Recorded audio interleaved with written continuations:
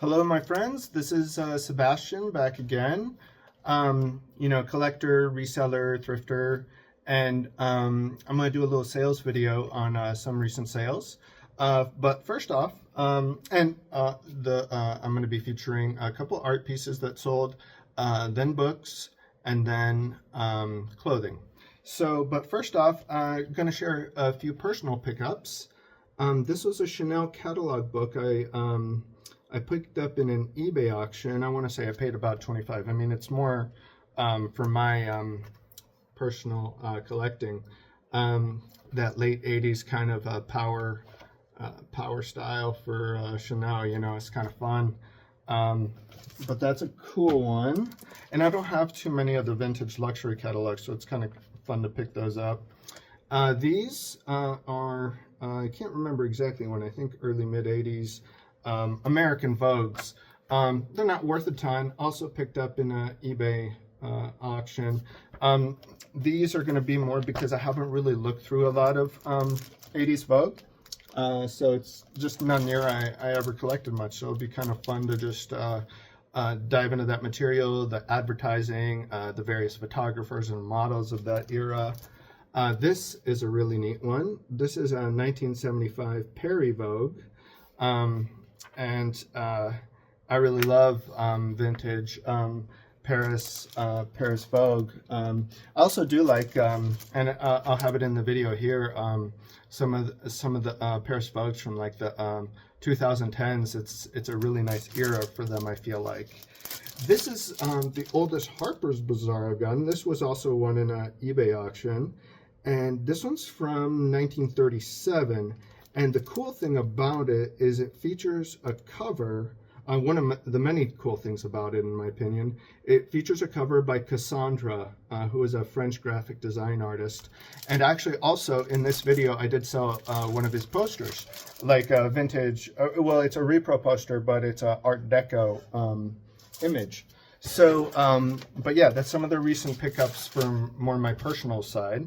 And in terms of the sales, this first piece is a really beautiful Western style photo done by Martin Schreiber, Last of a Breed, featuring kind of a cowboy of the West along with a horse, and they're just beautifully framed together in the photo, I think.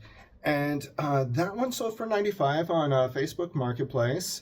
Just took an offer just to move it. There was quite a bit of interest on this one, and it makes sense because it's such a beautiful piece.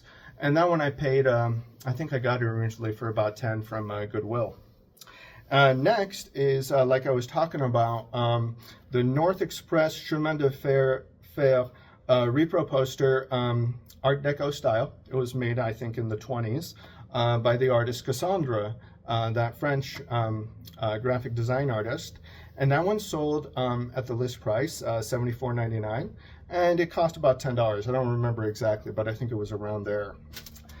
Going on to books, this one is Books, Magazines, Media. Vintage Vogue magazine from November 15th, 1963. Notably, Jean Shrimpton, the great UK model from that era, one of the most famous models of the 60s, along with Twiggy, whom I both love, graces this cover, shot by Irving Penn, and it sold for $75. The cost I really don't remember because this one had originally been picked up for my PC, and I've been trying to sell some stuff just to manage space, really. Because I am still picking up new material, even from the personal side for me, not just for selling inventory. Next is one of those Paris Vogue magazines I was talking about, the more contemporary ones that I really like. And this one is from August 2019, has Kate Moss on the cover. It sold for $39.99, but it had free shipping, so I just ended up netting about $25. The cost was originally about $6 because I had picked up a huge lot. I can't remember if it was 150 or 200 Paris Vogues from like the 2010s or late 2000s and 2010s. And this was, before tariffs and all that nonsense. And so, you know, I could clock in for the shipping wasn't bad, and then the cost per unit wasn't bad. And now this stuff is kind of harder to get, at least directly from France. So, but yeah, those are great magazines. Definitely recommend them if you're into that stuff.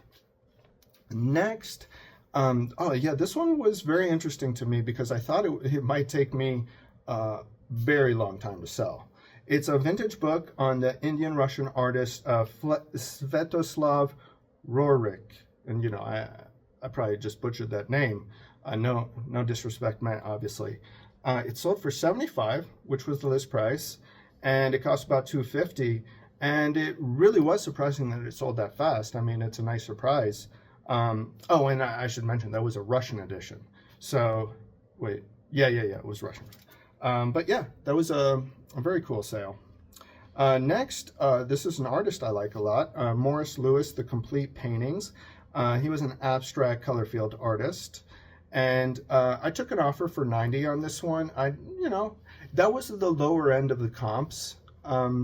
But frankly, it's a big book, and so there was value in moving in it quickly, hopefully to someone who is going to be into it and will get to enjoy it.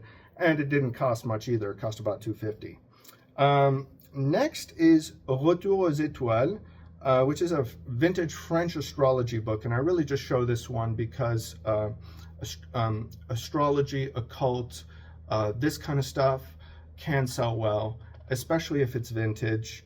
And this one sold for $34.99.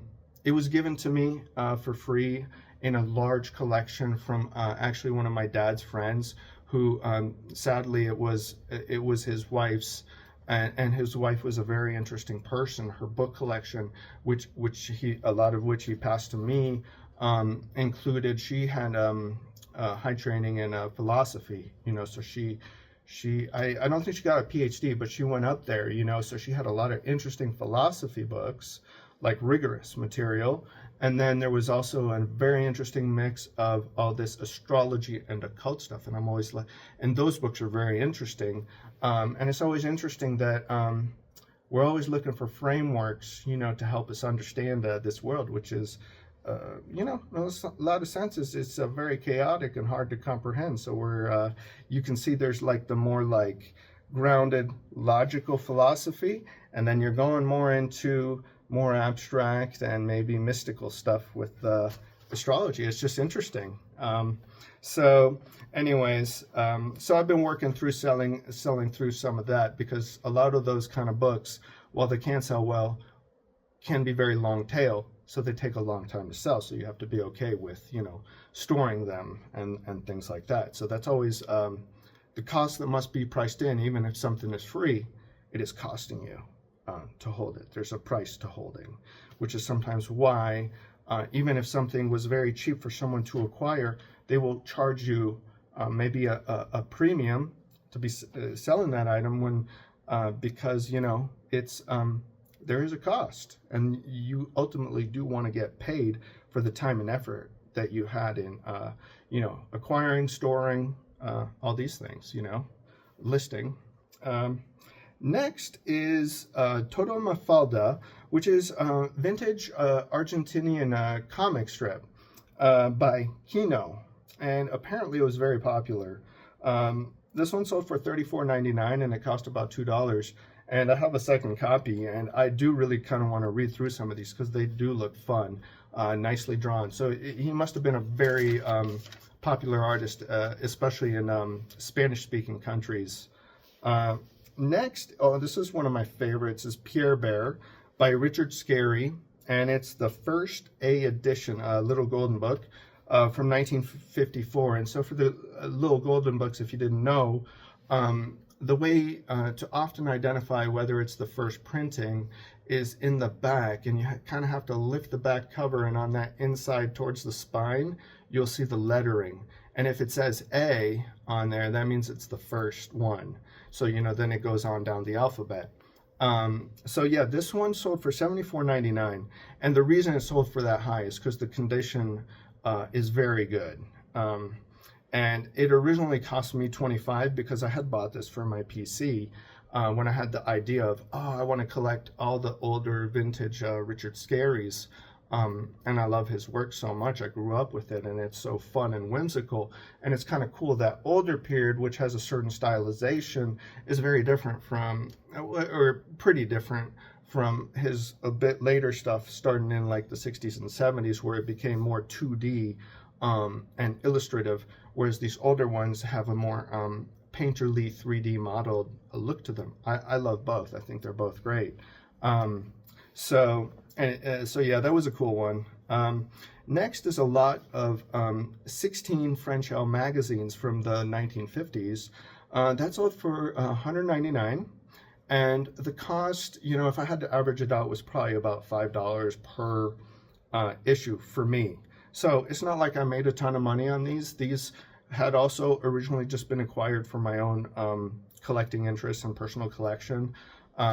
But I am trying to, like I was saying, manage my space and storage, so I can't keep everything. I still have a huge, that's kind of the core of my magazine collection, are the vintage Elle magazines, which, like I had been saying earlier, I could acquire from France very easily, i.e. cheaply, because of the shipping rates. And originally the French system, like public system, postal system, was subsidized for international shipments, because I think the thinking is we want to spread our culture out and make it easier to get out there. And you know, I think that's the reasoning behind it, because I remember looking it up at one point thinking, why is it so cheap to buy from France versus the UK, whereas, you know, from France I'm paying $5 shipping for a magazine, versus UK where you're paying like 30, because there's a lot of great British magazines and vintage British magazines I'd love to get,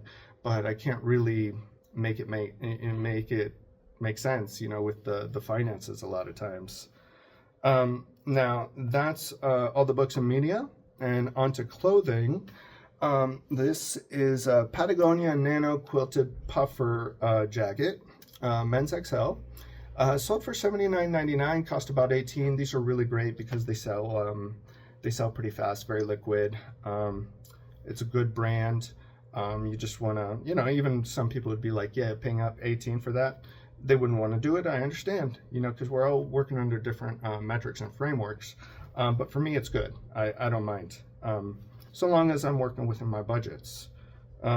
Next, and this one's a bit more of an iffy one that I don't know if I'd do it again, even though it worked out. Maybe it's because I got lucky on this one. Nordstrom brown suede bomber jacket, men's size small. Sold for $120, but I put 20 into it. And on the surface, that does seem good, but you're working against a couple things. There is the size. Nordstrom, you know, the brand aura has gone down, I think, from, you know, talking to people. But this was a nice jacket, in my opinion. Just when I saw it, I'm like, oh, that is nice. Would I want to wear that? Yes. So it appealed to me. But yeah, it's not necessarily something you want to pick up, Nordstrom and things like that. Next, Carhartt fire-resistant jacket, duck canvas, 2XL, sold for $74.99. Cost me about $20. It took a while to sell, so. But Carhartt, you know, these fire-resistant jackets, that's good. You know, fire-resistant is very functional and useful for a lot of people who have certain kind of jobs or doing certain kind of things out, you know, with work, or, you know. Next is a Warren Lotus Phoenix Suns t-shirt, size XL. This one sold on Depop, and you know, I like Depop, so it's been good to me, and I definitely recommend it for, especially if you like selling trendier stuff, or you just have to understand that there's going to be a good amount of the users on there a little more price conscious, because it tends to be a younger crowd, and that's okay. You just got to know what you're dealing with, the demographic. So yeah, these are really cool shirts though. Warren Lotus, you know, this is one I'd be tempted to keep, but I paid $15 for it, which for a t-shirt is a lot of times, and it sold for $45. But I really wanted to pick that one up because I really liked it, you know. Skulls and basketball. I mean, Warren Lotus is known for that kind of skull imagery, illustrative style, for doing a lot of sports stuff. you'll see a lot of fakes of that one around too. So you want to make sure the tags are looking good. Next, this is another one I loved, and I wore, and I would have wanted to keep, but I was just like, can't do that. Nagoya Iro Ochi baseball jersey. Only the strong will eat. Rawr. So the cool thing is it's got like a big tiger and I think dragon on the back, and it's got a lot of great embroidering. It's got that like Japanese old empire style, imperial style or something, and yeah, it's a cool piece. That one sold for $48.99, and it cost about $15. I could have sold it for more, but sometimes hook somebody up, get them a deal, especially if they really seem like they want the thing. Next is a vintage Flint Generals minor league hockey jersey, size XL, sold for $134.99. Cost about $8, and definitely want to keep an eye out for some of the minor league sports stuff, because the supply oftentimes is less. There's a dedicated fan base for those as well. So definitely cool pieces, in my opinion. That one took a little while to sell, but I didn't mind holding it, given the cost and the potential return. Next is another Depop sale. Polo Ralph Lauren heavyweight red hoodie, size 4XL, and this one sold for $54, and it costs about $16. And just as a reminder too about Depop is the seller doesn't pay fees, so you're netting a much higher percent versus some of the other platforms where they're taking the fee out from what you're getting. So next is a vintage Adler leather jacket with Aztec patterning, men's size large, a really cool jacket, very good condition. Sold for $80, cost about $10 to $12. And those tend to be popular. I feel like those vintage jackets with some with the Southwest Aztec kind of feel to them, and Western sort of stuff too. Next is a Taylor Stitch long haul jacket, indigo waffle texturing, size medium. I want to say it's size 40, yeah, medium. And that one sold for $104.99, and it cost about $16, I think. I did pay up a little bit on that one, but not like crazy. But Taylor Stitch, always a good brand to look for. This is the second one of these I've sold, and this one sold very fast. It sold within a week. So that was nice, and I like Taylor Stitch. It's the material's nice and it's well made. Next is Rebel Vengeance black chenille hoodie, size medium, sold for $40. Cost about $6, but this one took a while. This was in a period where I was just picking up tons of hoodies, and while hoodies can be very good, they do take space. So I'm along with shoes, I'm trying to be a lot more judicious in what I pick up for hoodies. But hoodies are very versatile material. My friend Michelle, who helps me with my business, we joke about that we basically agree on everything except for two things. She hates hoodies. I love hoodies. She hates Nirvana. I love Nirvana. So anyways, we like jokingly fighting and arguing about those things. Next is a vintage genuine leather fringed Western style kind of jacket, women's size small, sold for $150, cost about $32. And I mean, this is a really cool jacket in my opinion, because I mean that black with the brown fringes, I think it just looks great. So I hope whoever gets it's going to enjoy it, because I'm like, you can only look good wearing this kind of piece in my opinion. Next is another shoe sale, which are a little too few and far between for my taste. But it's a Dexter's Laboratory and LaMelo Ball collab, size 9.5 sneakers. They sold for $40. They cost me about $20. So you know what I call that? Personally, as a fail, because and I could have tried to get a little bit more, but it wasn't really worth my time, because if you look at it, I probably profited maybe $10, $12 on that. So is that worth it based on the amount of money I put into the item, the driving, the listing, the cleaning up the shoes a little bit? No, it's not. We got to learn. And they were kind of cool shoes, to be honest. That's also why I picked them up. But I'm trying to be more disciplined, as I was saying, and judicious in terms of hoodies, shoes, things that are going to take space. And you always got to think about the back end, what's going to be your return based on the work you put into the item, because every item represents work that you must put into it in terms of prepping it, storing it, all these things. Last one, I do love this one too. I really wanted to keep it. Slayyter Troubled Paradise Tour T-shirt, size L. Sold for $30. It cost about $4. The graphic is just so good. You know, that purple and then that lady looking awesome and everything. But yeah, it actually sold to, I think, somebody on eBay who is also a reseller. And sometimes I like seeing things go to other resellers. I don't mind. Some people don't like it when resellers buy from them.